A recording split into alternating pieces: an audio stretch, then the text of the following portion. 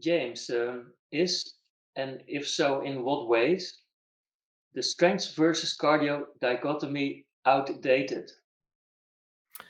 Well, it most certainly is an outdated concept by now. It's still widely accepted, but it's questioned more and more, particularly by the scientific community. Um, so the traditional dichotomy, of course, was that resistance training or strength training was used to improve strength and increase muscle size, and didn't do a lot else. And conversely, that cardio or aerobic training was what was needed to improve your cardiorespiratory fitness, your endurance, etc.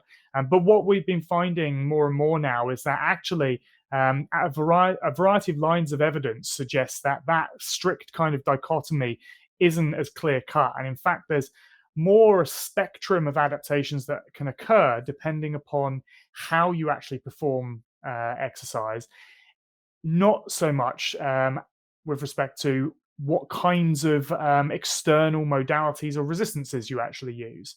And what we've actually found is there's some emerging evidence that suggests that the acute physiological responses, so how your body actually responds to the exercise stimulus whilst you're doing it, and also the chronic physiological adaptations, including increases in muscle mass and increases in cardiorespiratory fitness, and even improvements in strength and performance.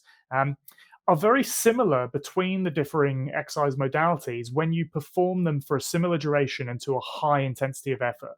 An example might be we've done some research and combined that with other studies where we've looked at cycle-based interventions. So on a cycling machine or a cycle ergometer, where people have done repeated kind of high-intensity interval training, where it's high effort but low volume, and then we've matched that to a resistance training intervention where they've done bouts of high-effort resistance training but low volume, and we found very very similar improvements in strength and cardiorespiratory fitness as a result of those matched interventions. So it actually suggests that you can get similar adaptations independent of modality. The most important thing seems to be the effort that you put into the actual activity and the recruitment of the muscles involved in that activity to stimulate those adaptations.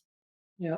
So basically, as a summary, you're saying the intensity of effort is everything and determines the adaptations that will happen in the body, whether it be strength or cardio. Um, Absolutely. yeah. We Yeah. always say all roads lead to Rome. Yeah.